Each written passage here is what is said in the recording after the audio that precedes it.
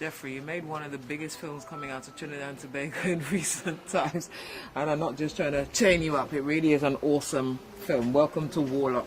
Just tell me how the film came into being. How did that idea come into being? First, I want to tell you thanks for the way you appreciate the film, right? The film came into being, what should I say?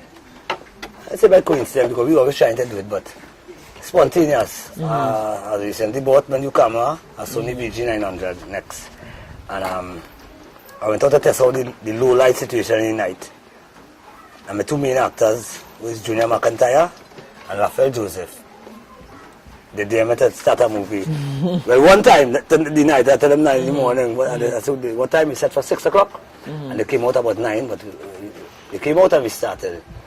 We shot the gambling scene first.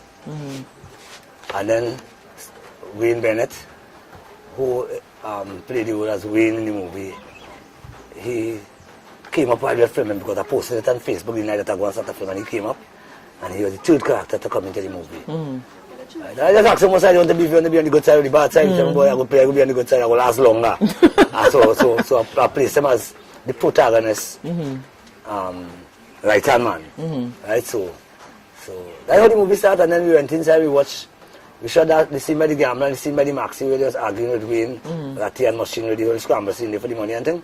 We shot them 2 scenes, and we went inside, and we watched what we had, and we decided, but we're going to make a serious movie with this. But we just do a lot of short things sometimes, and we just do it, and we don't reach further because I did lack of resources and them kind of thing. But they say we're going serious with this, and we pop a trailer. We shot some more scenes, pop a trailer, and the trailer made a lot of people come in. Yeah, people started sitting on the arc, and then we brought a team from Mova and Lavandere. So we merged the 2 communities into one. So you put up the trailer before you even developed the script and knew where you were going with the film? Yeah. We got the trailer, we died what we had. We got the trailer, that's all we had. But what we do with our film to make it easy, and when you do an improv film, the better way to go is to shoot in sequence. Okay. Like just as how it's going, like we try to shoot scene after scene after scene. So Right. so we won't have a continuity problem. Right. We shoot scene after scene after scene. All we have to do when we come to start back is try to get people to look as identical as they were in the last scene, which wasn't too successful in that moment to come to Warlock. But people complain about that because sometimes the scenes that men are the bed low and the scene at high one it might be. But those things is minor contingency when it comes to a good movie. Because we just see good movies out there and they have that continuity issue. Of course. Even Jurassic Park, that big movie and all that, right? So the most important thing, what make that film a success, is the feeling that the movie, the emotions that the movie portrays. And it's real, it's very real, it's very street, it's very... The acting was on point. Yes, it was. And the direction was critical too, because I know my thing, but I just need to pick up myself. The story was a really nice story too. We ended up in a nice story. From how we start off there, because we had to soften it down at the end, we had to make it grimy. We had to soften it starting.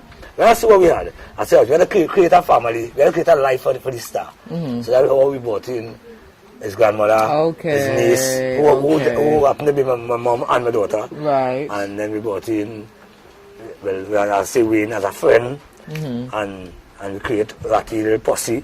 Well, we started to make Ratty look bad one time from inception. You see Ratty look at thing, we see him with the guns. First thing you see Ratty is guns and drugs, and they can't transaction. So one time we don't know what Ratty stand for. So all while the gamble was going on there, and you see the cut eye.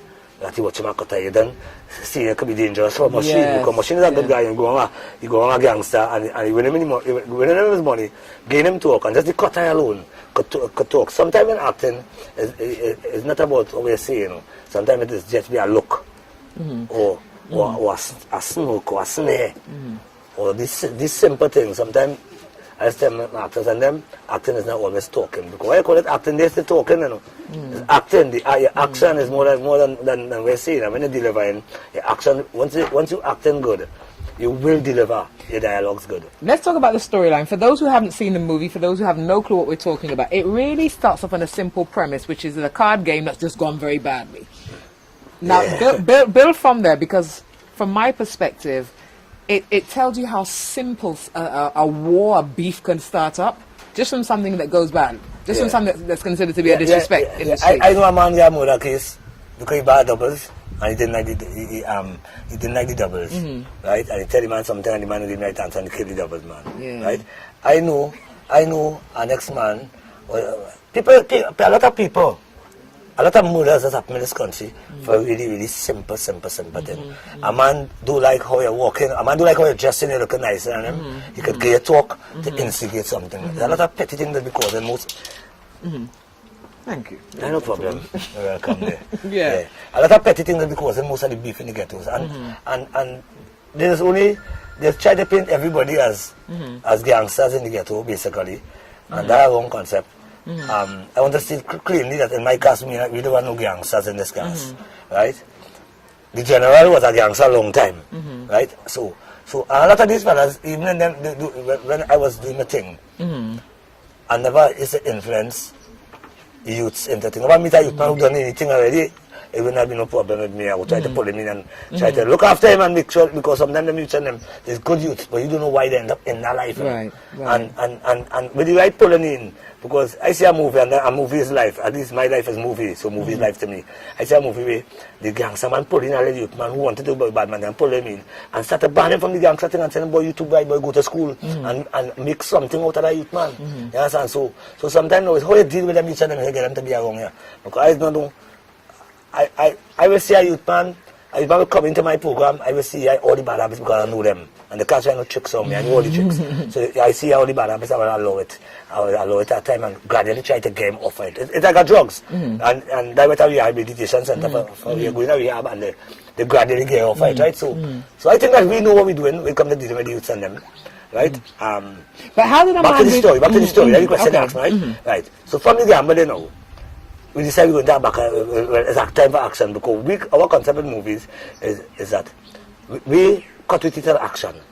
So it's an action film we come out to make. So one time, two men get away, nothing can happen. I ask him a character, I just ask my character sometimes, not all the time, but sometimes I ask my character. So when that happens, what one next? I say, I mean one next. So if that happens, if the man break here, you're a gangster. You know, I could be okay. What you go do? I would go money. I said, right, let me go on. How the process? Let me go on thing. Go and check your part and then get it gone. And we create the story on the spot. I said to you that the only flaw, if you want to call it a flaw, is that you had to do your lighting director, you were the director, you were the producer, you were the cameraman, 1 and 2, the first AD, everything that there is in a crew, you were that person. And therefore, I guess technically it would have suffered to some extent.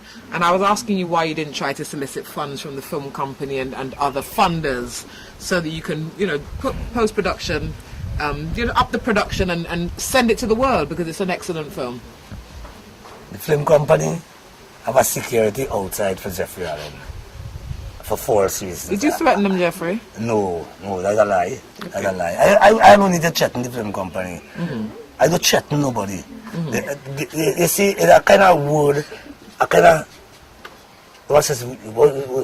of word games they playing with that threaten and that attack, right? Because if you make, they like to use them offensive word to make it seem bad. Like if they make a film, and you say, well, all right, you say, going to tell me the lighting and thing wasn't so good in my film. I know that, and I understand that, and I accept that, and I like the fact that they could. If I didn't see it, it would remind me about it. I know that, right? So that criticism. I mean, I'm doing art.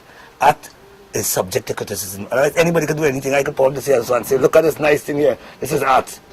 Well, I'm critiquing it, I'm critiquing it, essentially. I'm not trying to... But in a positive way. So I can understand that, and nobody can... But when I make a comment on any product that anybody make, they say I'm attacking the product.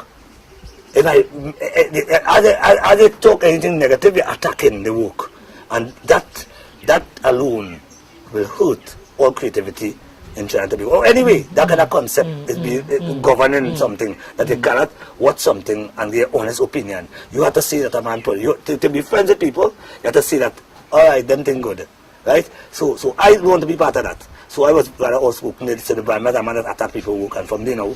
And then I went to the film company and I went concerning certain freedom of information documents, and they gave me some very terrible attitude, which was them fault because somebody bring freedom of information document to your organization. You have to deal with them pleasant. All that to come under some guidebook under that, which right now long time in Dali in that area, so I forget the name of the book, but I have a handbook for the FY and how you have to deal with somebody who requested information like that, and they never treat me in that manner, and I never make no issue with that or whatever it might be. And what somebody went and do is to lie and say that, oh, I come down and threaten, and say, I will bring my boys if you didn't get in.